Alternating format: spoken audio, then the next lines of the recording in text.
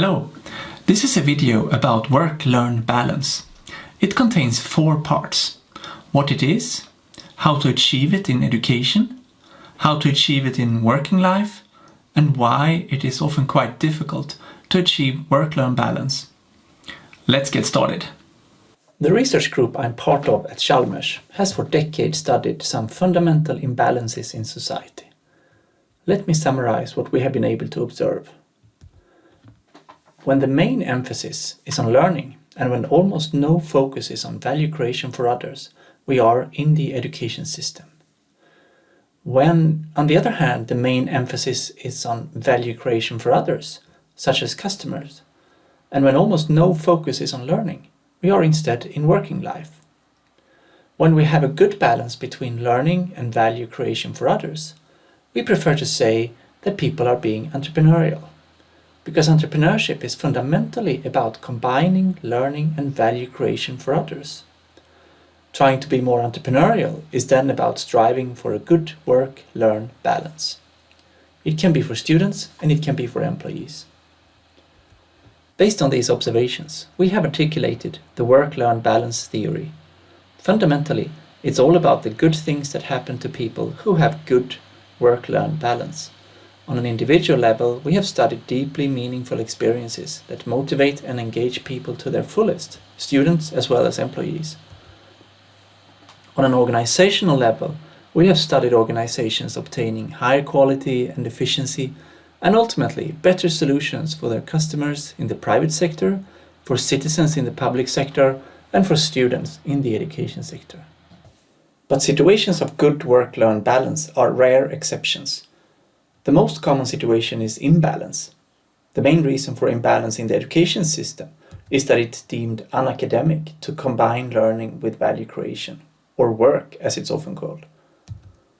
The main reason for imbalance in working life is that customers are seldom willing to pay for employee learning, so organizations that are maximizing profits are at the same time also often minimizing costly employee learning. I will now present 2 ways to achieve a better work-learn balance. One way for education and one way for working life. Let's start with education. A way to balance education is to add what we've come to call value creation pedagogy. This is fundamentally about letting students learn through creating value for others, here and now. Let's look more closely at how this is defined. Let students learn by applying their knowledge and skills to try to create something of value to at least one external stakeholder outside their group, class, or school. Learning knowledge and skills is of course the goal, but value creation for others is the means that enhances learning. It is a creative exercise. Students create something physical or intellectual that is to be appreciated by an external person who then gives feedback. It is the attempt that counts, not the potential value that might be created. The one they are trying to create value for needs to be able to give feedback on how it was perceived. This means that not only people can be recipients of value, animals and indeed plants can also provide feedback. A plant will become green if you take good care of it. Built into this definition, we also find a progression model. Students can start by creating value for someone outside their own group, but within their own class. Then they can go ahead and create value outside their class, but within the safe walls of the school, college, or university. In the last step, they take the step out in society, and then also enjoy the strongest effects on learning, motivation, and engagement. But what does the word value mean? Well, here is a model for what value can mean. The model shows 5 different types of value that can be created for oneself and for others. This gives us a total of 10 different perspectives on value. People can create enjoyment value, social value, harmony value, influence value, or economic value, both for themselves and for others. Here are some examples of value creation pedagogy in practice. In our research, we have studied examples from all levels of education. Children in a preschool have helped architects design a new building. Students in primary school have lobbied in national media to save their favorite TV program from being cancelled. Students in primary school have taught elderly how to use iPads. Students in primary school in Turkey have used waste materials to craft toys for orphan children. Students in lower secondary school have arranged sports activities for refugees. Students in an upper secondary school have written the music to texts written by younger students. Music students at the university have developed their own personal value pitch. University students in architecture have worked with real missions in society. University students in chemistry have educated people in working life around biomaterials. Students have also, for example, been asked to write an elderly person's biography. They've been tourist guides. They've helped pubs to be environmentally conscious. They've made fire safety reports for their own homes. They've written books. They've engaged in issues close to their hearts, such as internet hate. They've debated in the local media. They've tried to act upon the United Nations 17 sustainability goals.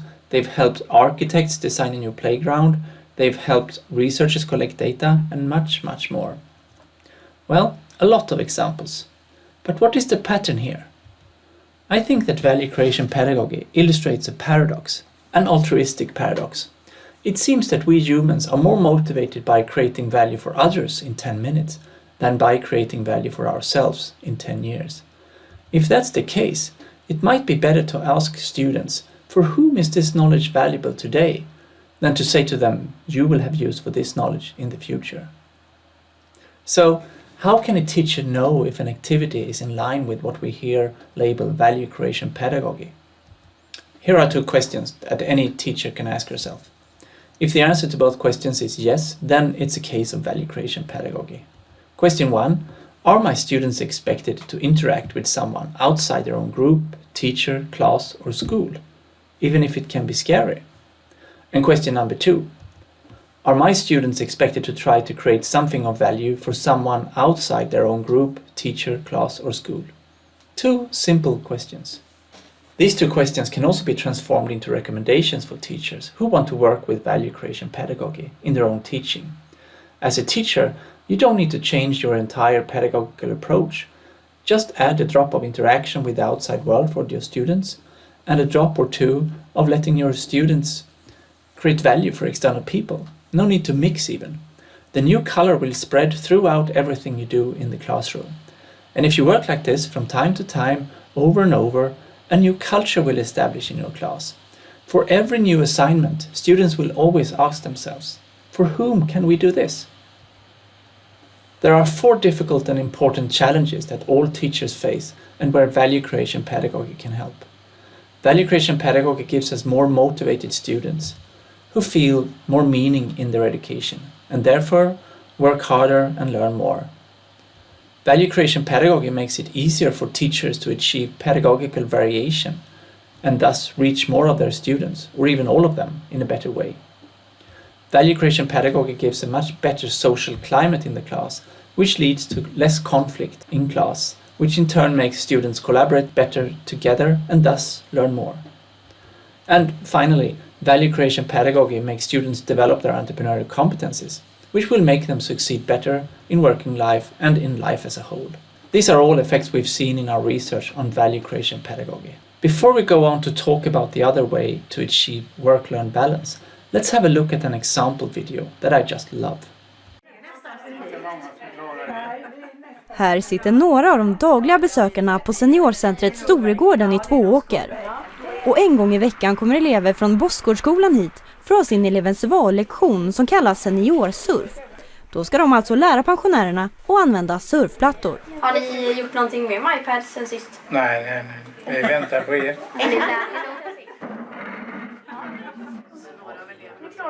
Jag tycker det är kul och när man förstår att de har kul så är det roligt också.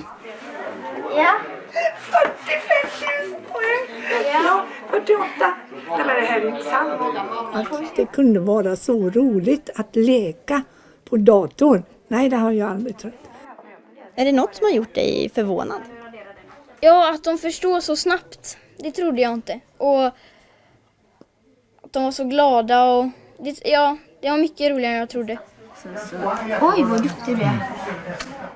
Seniorsurfen är ett kommunalt pilotprojekt och tanken är att liknande satsningar ska starta på fler ställen i Varbergs kommun.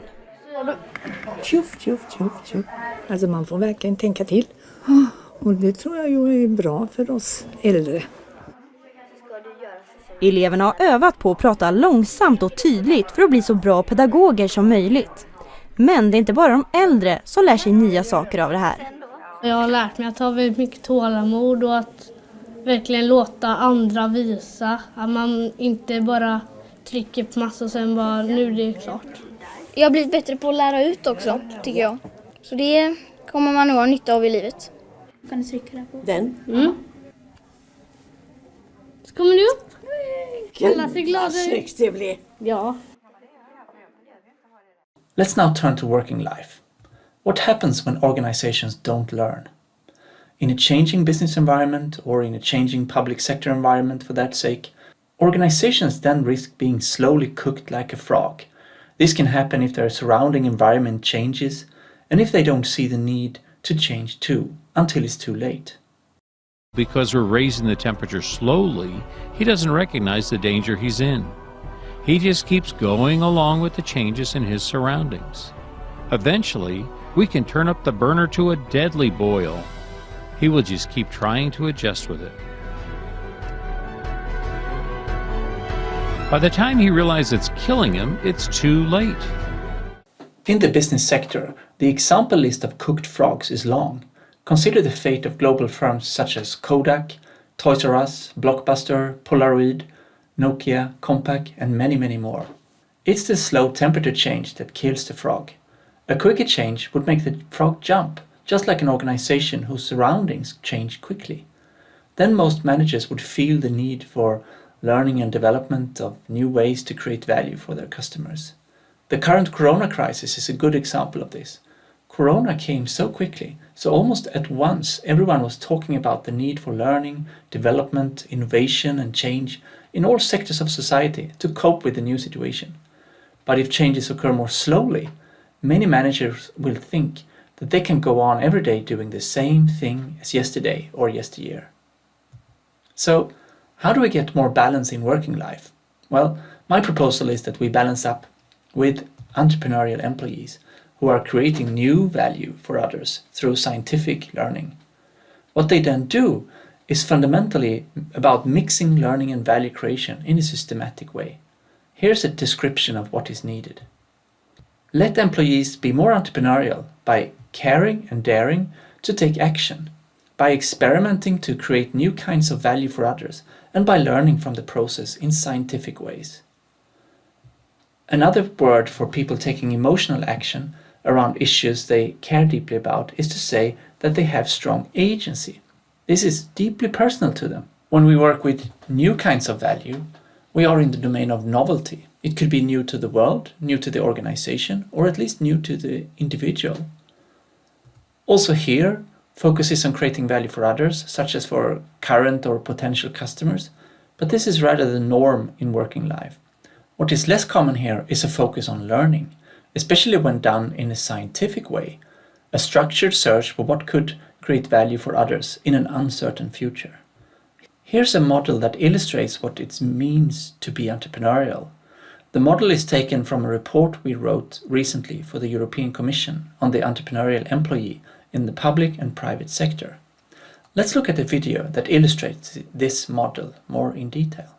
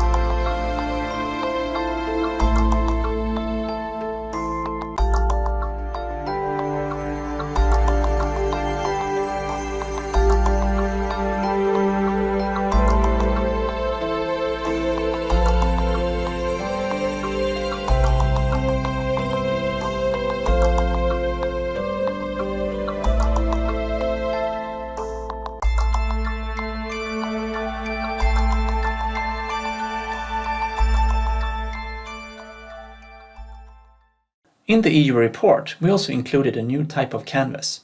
We call it the Being Entrepreneurial Canvas. It's a simple tool that any employee can use to become more entrepreneurial. A tool that doesn't complicate things too much. I'm a great fan of entrepreneurial methods such as effectuation, lean startup and design thinking, but sometimes it can just be too much and too business focused. Sometimes we need to get down to the basic. A person who tries to help another human being in a new way. And that's exactly what the diamond model and the canvas can help us with. But why scientific learning, you might ask yourself? Well, because in working life, our usual learning models don't seem to work so well. There's a lot of talk about lifelong learning, but very few models that work in practice. Here's the introduction of a recent article in Harvard Business Review discussing the great training robbery, employee training that simply doesn't work since most people quickly revert to old ways of working. I think we need a more systematic approach to employee learning to compensate for some profound shortcomings of humanity. We humans are biased in our search. We prefer to look where the brightest light is, where it's easy to look. We're also weak at self-reflection. We seldom write down our deep thoughts and we often subconsciously try to limit our emotions. We are also weak at changing our behavior and habits. We attend training sessions, but then we go back to our desks and do like we've always done. In our research at Chalmers, we've developed a new method for working with employee learning in a more systematic way. We call it scientific value creation, or in Swedish, värdeskapande vetenskapande. It's based on a combination of scientific methods and entrepreneurial learning principles. We've written a book in Swedish about it, and it will be out in bookshops in February next year. It's called The Scientific Teacher. The book gives teachers support in how to develop their teaching in scientific and entrepreneurial ways. A detailed description is given, outlining a new scientific method in 29 parts, covering things such as pragmatism, action research, deep reflection, the importance of feedback, and cause-effect analysis. But the method is still very easy to use. It's centered around a simple form for data collection that employees can use in their daily learning. Even if this book is about teachers being scientific in their learning, the method itself is applicable in any sector. This book is also the first time I've written about the work-learn balance theory. In Swedish though.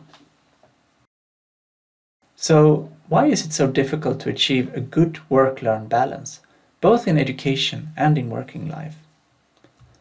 I'd say it's because learning and value creation are a bit like oil and water. If you leave them be, they separate spontaneously. And if you heat them up a bit, like in a lava lamp, they will move around, but they will remain separated. In education, we have a blue ocean of traditional learning. Then we have isolated green bubbles of value creation, such as apprenticeship education, project courses, thesis work, and young enterprise programs. But working life is no better. There we have a blue ocean of traditional business as usual. Then we have isolated green learning bubbles consisting of employee training, joint ventures, entrepreneurs, venture units, spin-outs, and mergers and acquisition units. At Chalmers, we've spent decades studying what happens in the thin line between learning and value creation, deep inside the small bubbles where the two are occasionally mixing naturally. We've developed a very sensitive research instrument to study these small bubbles, a microscope we call LoopMe. Through LoopMe, people inside these bubbles have shared with us their innermost thoughts and emotions, and it's been truly fascinating to follow. What we've seen is that when learning and value creation are mixed in a balanced way, it triggers deeply meaningful experiences that motivate and engage people to their fullest. But it also triggers a lot of complexity that most organizations struggle with. What we're watching here is a so-called Rayleigh-Taylor instability, a phenomenon in fluid dynamics. And it serves here as an illustration of the baffling complexity that is triggered when learning and value creation are mixed. The video reminds us of the instability educators and managers might experience when they try to achieve a good work-learn balance for their students or employees. this could definitely be a true challenge. One approach we've seen is to mix the two liquids with a magnet. We met many people who serve as magnets in their organization. It could be practicum coordinators, career counselors, quality managers, or HR representatives. But magnets are expensive. As soon as you run out of project funding, the magnet stops and the two liquids separate out again. What if there were a way to mix learning and value creation more on a micro level, chemically, just like the master chef does when cooking a béarnaise or hollandaise sauce, so that we could enjoy the lovely taste of work-learn balance without the complexity? Well, we're not there yet, but just being able to sketch out a progression model for the situation is a step forward here. Now we can diagnose our organization. Are we on level 1, the who cares level? Or have we at least reached level 2, the beginner level, where both substances are present in our organization, but still separated from each other? Are we suffering the unstable 3rd level, where everything is out of control, but at least it's thoroughly mixed? Or have we reached level 4, a pretty well-organized expert level, but that requires dedicated staff, magnets? Step 5 could perhaps be viewed as utopia. Is it really possible to mix learning and value creation on a chemical level? And if so, how is it done?